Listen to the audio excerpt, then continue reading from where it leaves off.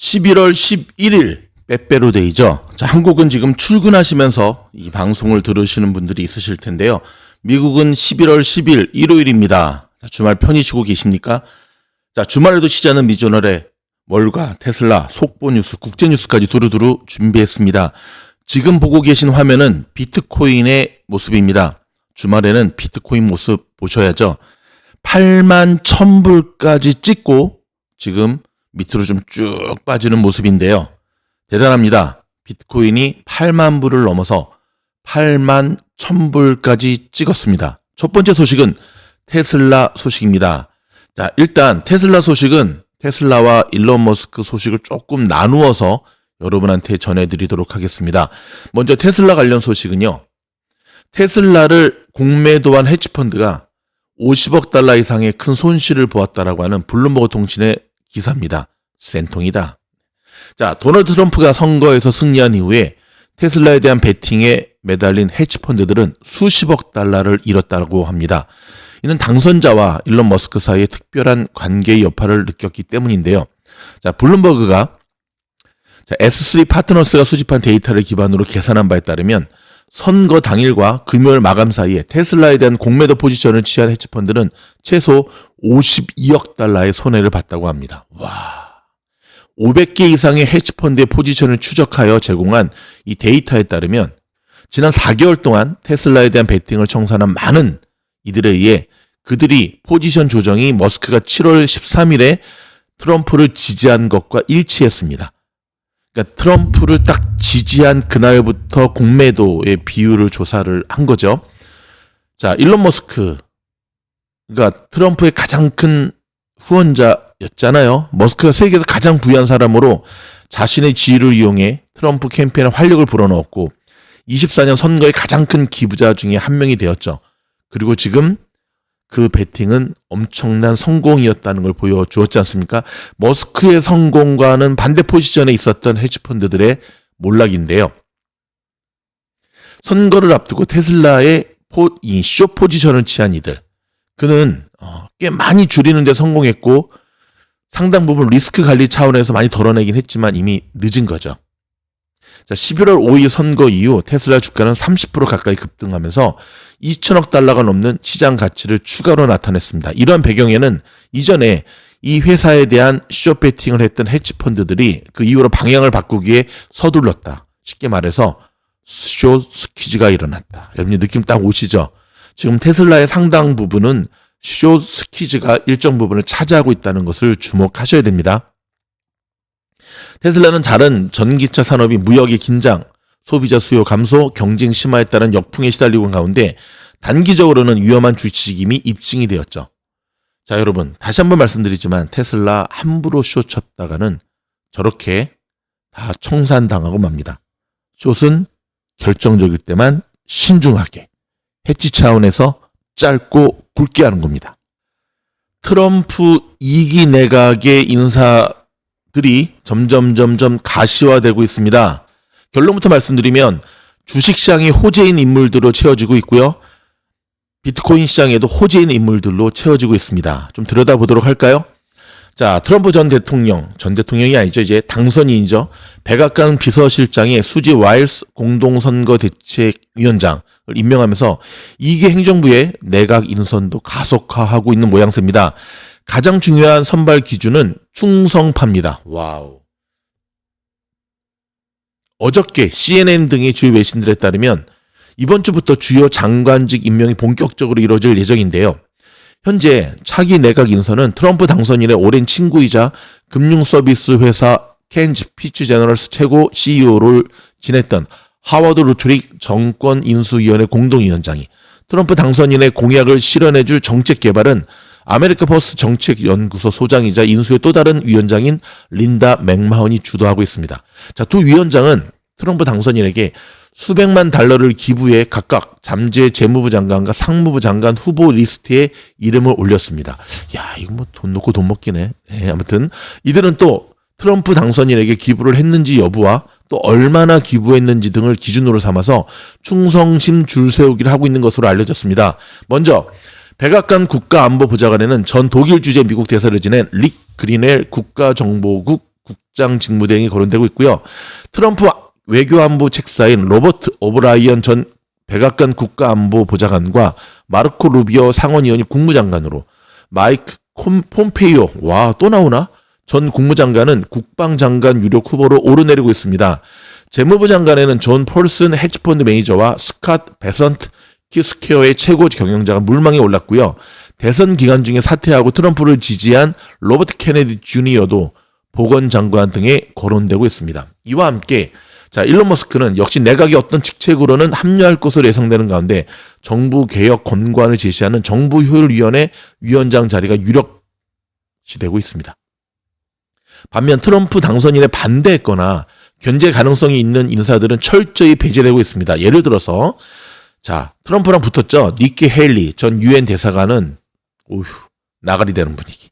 마이크 폼페이오 전 국무장관, 트럼프 당선인에 따른 이방카 트럼프와 사위인 제러드 쿠슈너 인선 리스트에서 빠진 것도 같은 맥락인데요. 헤일리 전 대사는 올해 공화당 정선에서 트럼프 당선인과 경쟁했으며 폼페이오 전 장관은 우리는 뒤가 아니라 앞을 내다보는 지도자가 필요하다 하며 트럼프를 좀 긁었죠.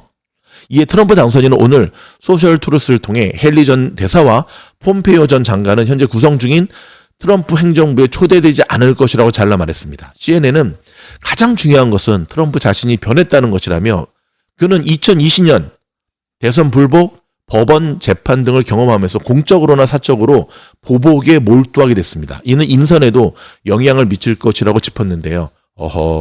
이거 실수하는 건데 이러면 안 되지.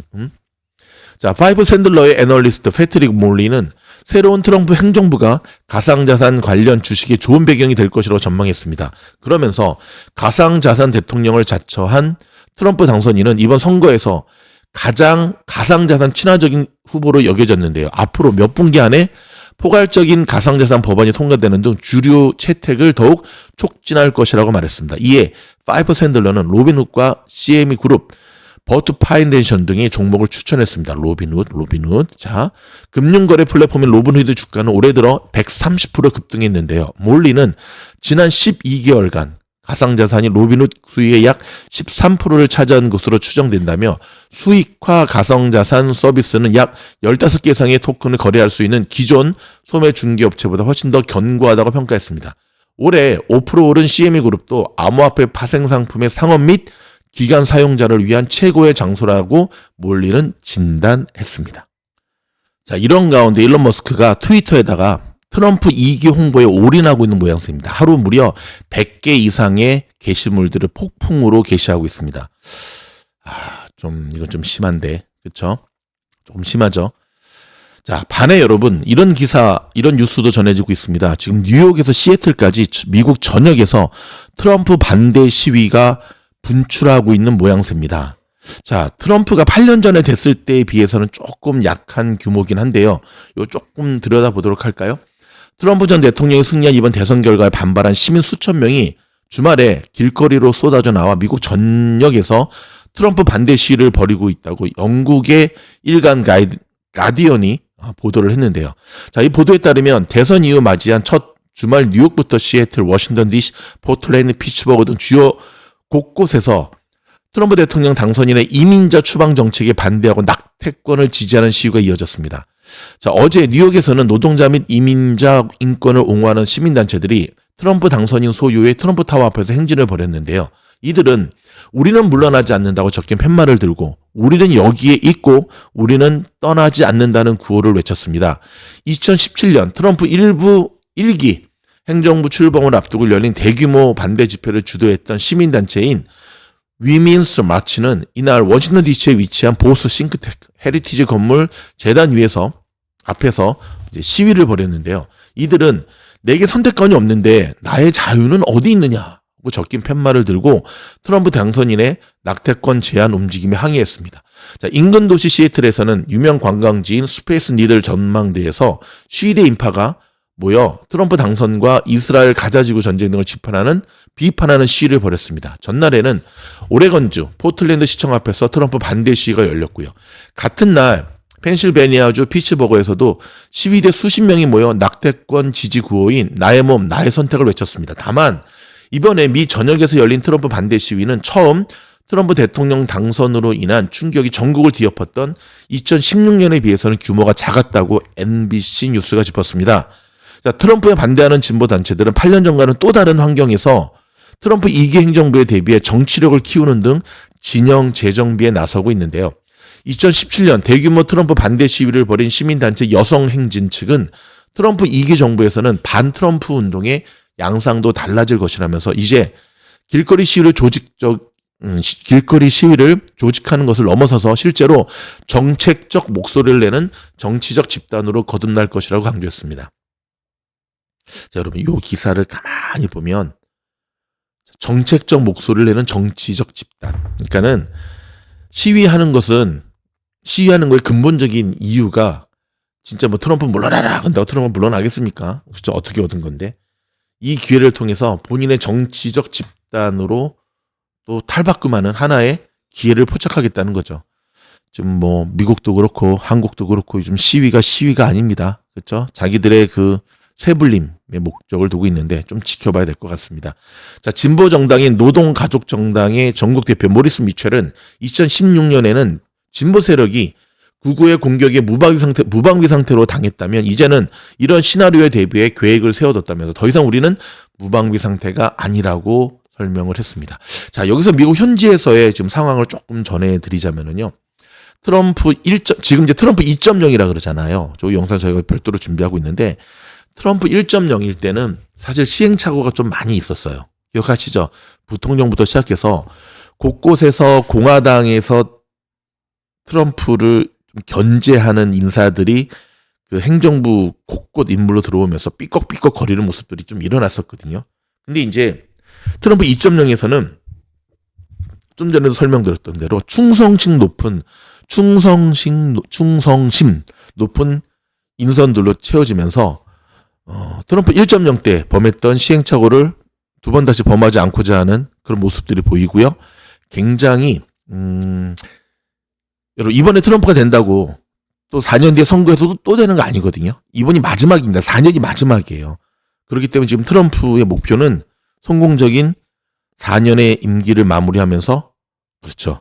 노벨 평화상이 개인적으로 트럼프의 목표라고 합니다. 조금 아이러니하죠. 다른 사람도 아니고 트럼프가 노벨 평화상이라? 아무튼 뭐 그의 목표라고 하니까 뭐 좀 내버려 두긴 할 텐데요. 제가 만약에 트럼프라고 한다면 지금 트럼프 반대 시위 이슈가 두 가지잖아요. 불체자 문제하고 여성 낙태권. 저 같으면은 이 두 가지를 끌어안겠어요. 이미 대통령 됐잖아요. 그대로 수용하기가 힘들다고 한다면 좀 절충한, 특별히 여성 낙태권은 철저히 좀 보장해 주면서 뭐 이민법 문제는 차치하고라도 그렇게 하면서 통합을 추구할 텐데, 자, 트럼프가 어떤 모습을 보일지 우리가 좀 지켜가 보도록 하겠습니다. 일론 머스크의 위치가 점점 커지고 있는 모양새입니다. 자, 트럼프가 젤렌스키와 통화를 했는데요. 트럼프가 되자마자 젤렌스키가 바로 전화했다 그러잖아요. 근데 통화 중에 소화기를 옆에 있는 일론 머스크한테 건넸다고 합니다. 실제로 일론 머스크는 이제 트럼프 2.0의 인사 개혁에도 막대한 영향을 끼치고 있다는 분석인데요. 일론, 야, 이러다 4년 뒤 대통령 바라보는 거 아닌가 모르겠네요. 그렇죠? 좀 느낌이 좀 거치기한데요. 우리가 원하는 일론의 모습은 미국의 대통령이 아니라 미국 대통령 되면 테슬라는 어떻게 될까? 한 번 더 날아가겠는데. 일단 대도 괜찮은 것 같긴 한데. 그렇죠? 자, 또 다른 소식은요. 트럼프 대통령 당선인의 20대 남성 표심 확보 전략 이번 대선을 승리로 이끈 요인 가운데 하나 평가되는 핵심에는 트럼프 아들 3남 2녀 중 막내인 메런이 있다고 월스트리트 저널이 보도했습니다. 와, 여러분 메런 되게 잘생긴 거 아시죠? 20대 인플루언서들과 접점을 점점 넓히는 모양새인데 메런이 이른바 매너스피어, 즉 남성 중심의 온라인 커뮤니티 중요성을 트럼프 당선인에게 일깨워줬다는 겁니다. 자, 월스트리트 저널에 따르면 트럼프 당선인은 유튜브 구독자 435만 명을 확보한 유명 게임 스트리머 에딘 로스의 방송에 출연하기도 했고요. 이 방송에서 트럼프 당선인은 내가 아는 것은 아들 베런이 아빠는 이 커뮤니티가 얼마나 대단한 것인지 모른다고 말해준 것 뿐이라고 밝혔고요. 월스트리트 저널은 이 방송을 통해 트럼프 당선인이 매노스피어의 세계에 진입하게 됐다고 진단하며 투표보다는 게임에 더 많은 20대 남성의 지지가 대선 승리에 큰 힘이 됐다고 전했습니다. 또 배런이 트럼프 당선인을 매너스피어로 인도했다고 평가를 했고요. 실제로 트럼프는 로스의 방송에 출연한 것을 계기로 매너스피어와의 접점을 늘려갔는데 특히 매너스피어가 열광하는 UFC에 큰 관심을 기울였고요. 트럼프 당선인이 UFC 태고 경기자인 데이나 화이트와 가까운 관계를 형성한 것도 매너스피어의 유권자들을 설득하는 데 도움이 됐다는 것으로 풀이가 됐습니다. 일각에서는 트럼프 당선인의 대선 승리 뒤 미국 내 성별 갈등이 두드러지고 있다는 분석도 나오고 있는데요. 8일 미 싱크테크 전략대화연구소에 따르면 5일 대선 직후 24시간 동안 X, 틱톡 등 SNS에서 여성 혐오 표현이 폭발적으로 늘은 것을 알 수가 있습니다. 자, 이런 것을 본다면 확실히 비트코인도 잡았죠. 젊은 층의 게임도 잡았죠. UFC도 잡았죠. 이길 수밖에 없었던 상황이네요. 자, 지금 참패한 대통령 선거에도 참패하고 상원에서도 참패하고 하원에서도 참패한 민주당 진영에서는 지금 4-4-5분 지금 갈라지는 모습이 계속 드러나고 있는데요. 선거에서 참패한 해리스 부통령이 앞으로의 행보를 두고 여러 관측이 나오고 있는데요. 현재까지는 부통령 임기가 끝나는 내년 1월 이후 별다른 계획이 없는 것으로 전해졌습니다. 뉴욕타임스는 해리스 부통령이 퇴임 후 고려할 법안 6개의 선택 중 가장 가능성이 있는 시나리오는 2028년 대선에 재출마하는 것이랍니다. 해리스 부통령은 당의 최대 기부 네트워크에 접근할 수도 있고 도널드 트럼프 당선인의 정부가 혼란을 겪는다면 자신의 선택을 후회하는 미국인의 마음을 다시 얻을 수도 있다는 관측인데요. 가능성은 낮지만 상원으로 복귀하거나 20년 선거가 예정된 캘리포니아 주지사에 도전할 수도 있다고 합니다. 다만 해리스 부통령이 이미 출마를 선언한 엘레니 쿠날라스키 부지사 등 민주당 내 인사들과의 경쟁을 꺼릴 수 있다는 의견도 나오고 있고요. 정계를 떠나 민간업 기업에 소속될 가능성도 점쳐지고 있습니다. 해리스 부통령이 로펌이나 로비 단체에 합류한다면 워싱턴 DC나 캘리포니아의 돈 많은 사업가들은 기꺼이 그를 고객으로 받아들일 것이라고 뉴욕타임스는 전했는데요. 싱크테크에 합류하거나 특정 정치, 사회적 이슈에 대한 캠페인 활동 등을 벌이는 길도 있습니다. 과거에도 공화당 정권 시절 워싱턴 DC에 있는 미국 진보센터는 미래 민주당 정부 관료나 후보들이 거쳐가는 대기장 역할을 하기도 했죠. 그러나 직전 대선 후보자에게 싱크테크는 체급이 맞지 않는다는 지적도 있습니다. 다만 구체적인 행보를 결정하기 전에 해리스 부통령이 정확히 무엇을 말하고 싶은지를 먼저 알아야 한다는 데도 이견이 없습니다. 이번 대선에서 그의 선거 캠페인은 대체로 바이든 정부의 정책 홍보에 치우쳤는데요. 퇴임 이후에 이러한 정치적 구속에서 벗어나 해리스 부통령이 원하는 문제를 우선시할 수 있을 것인지를 보이고 있습니다.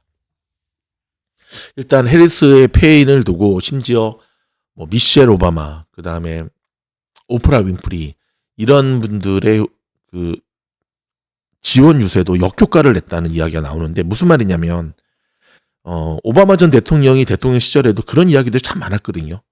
오바마를 진정한 흑인이라고 이야기할 수 있느냐. 그냥 피부색만 거물 뿐이지 오바마는 진정 흑인을 대표하는 대통령이 아니다. 왜냐하면 그가 자라온 백그라운드라든지 성장 배경을 보면 실제 미국에서의 흑인을 대표할 만한 위치가 아니라는 거죠. 더불어서 이번에 연사로 나선 오프라 윈프리라든지 미셸 오바마 같은 경우 얼마나 잘 삽니까? 그렇죠? 대다수의 저소득층에 해당하는 흑인들이 오히려 그들의 지원 속에서 이질감을 느꼈다라고 하는, 원래 근데 선거에 지면 또 다 저렇게 갖다 붙이는 겁니다. 해리스 선거의 참패를 저는 단적으로 말씀드리면 자기 것이 없었어요. 그렇죠? 부통령 기간 동안에 뭔가를 해낸 것도 없었고 좀 전에도 설명드렸지만 바이든의 정책을 그냥 이어받아 홍보하는 것 이외에 자기만의 팀칼라가 없었기 때문에 결국은 패배할 수밖에 없었다는 거죠. 엔비디아가 AI의 날개를 달고 사상 시총 4조 달러를 돌파했다라고 하는 소식입니다. 트럼프 당선의 일부 여성들은 한국의 비혼, 비출산에 해당하는 사비 운동을 벌하고 있다는 소식입니다. 지금 우크라이나, 러시아 전쟁도 점점 가격화되고 있는데요. 드론을 이용해서 서로 모스크바 막 그냥 진영을 막 폭격하는 일들이 벌어지고 있고요. 그 다음에 트럼프가 일단은 제가 보기에는 중동 문제부터 먼저 해결할 분위기입니다. 트럼프의 전폭적인 지지를 받은 네타냐후 거의 쑥대밭을 만들고 있다는 소식인데요. 아예 핵전쟁도 불사할 분위기인 것 같아요. 이란한테 엄중 경고를 때렸죠. 보복하지 마라. 맞고 가만히 있으라는 얘기거든요. 과연 이란과 중동 쪽이 그렇게 할 수 있을까? 일단 가만히 있으면 또 미국이 돈을 주겠죠. 돈이냐 또 명분이냐를 놓고 정말 고민하고 있는 것 같습니다. 자, 여러분 이번 주 요거 제가 지금 계속 보여드리고 있는데요. 미국 증시 전망 좀 한번 우리가 살펴보도록 할까요? 자, 이번 주 증시 전망의 가장 중요한 것은 자, 수요일 날 예정되어 있는 CPI죠. 와, 진짜 금방금방 돌아오죠. 목요일 날은 PPI. 이번 주 CPI가 굉장히 중요한 경제 지표로 자리 잡을 것으로 보여집니다. 트럼프 2.0 행정부의 법인세율 인하 등 경제 성장 촉진 정책과 구제 완화에 따른 기대감이 높은 가운데 이번 주 증시 랠리의 지속 여부는 자, CPI와 PPI에 달리는데요. 인플레이션 지표가 하락 안정세를 보이면 연준이 금리 인하를 계속할 수 있을 것이라는 믿음이 강화되면서 증시 상승에 힘이 실릴 것으로 보이고요. 반면에 인플레이션의 지표가 높게 나온다면 쉴 새 없이 달려온 미국의 증시가 조정을 받는 계기가 될 수 있습니다.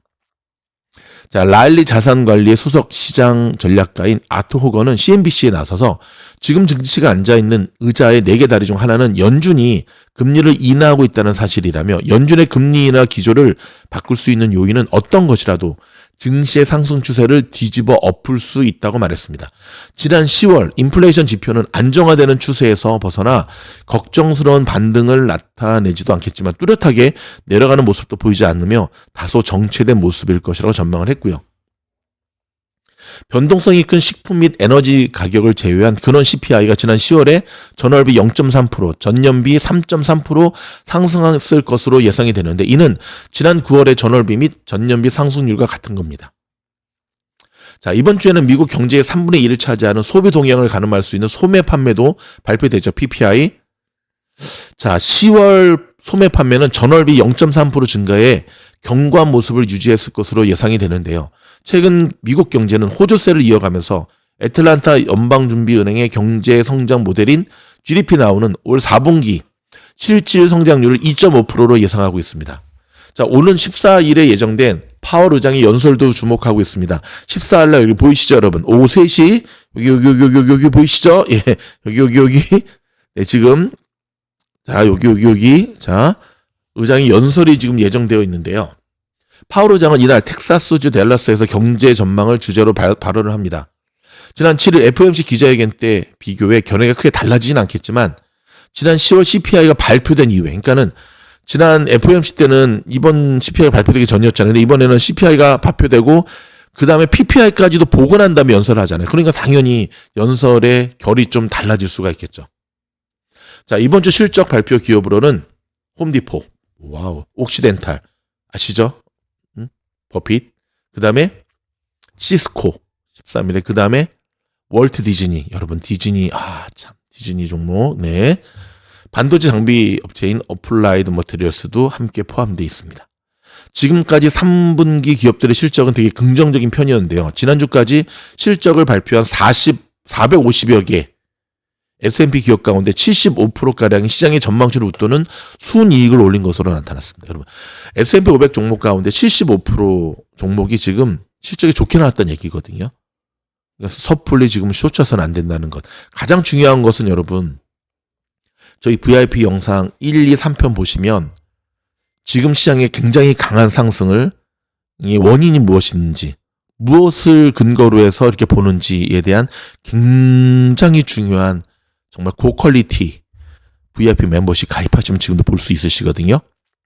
올해 마지막 저희 공부방 지원자를 모집합니다. 영상 하단에 보시면 우주 6기 클릭하고 들어오시면 됩니다. 여러분, 저희 영상이 도움이 됐다 한다면 좋아요, 구독, 알림 눌러주시고요. 한국 월요일부터 심차게 시작하는 여러분들 되시기 바라고, 미국에 계신 분들 주말에 푹 쉬시면서 내일도 힘차게 달려갑시다. 내일은 베테랑스 데이입니다. 한국말로 하면은 재향군인의 날. 주식시장은 열립니다, 여러분. 채권시장은 휴장이에요. 왜냐면 은행이 휴장이기 때문에. 자, 기억하시면서 화이팅입니다. 고맙습니다.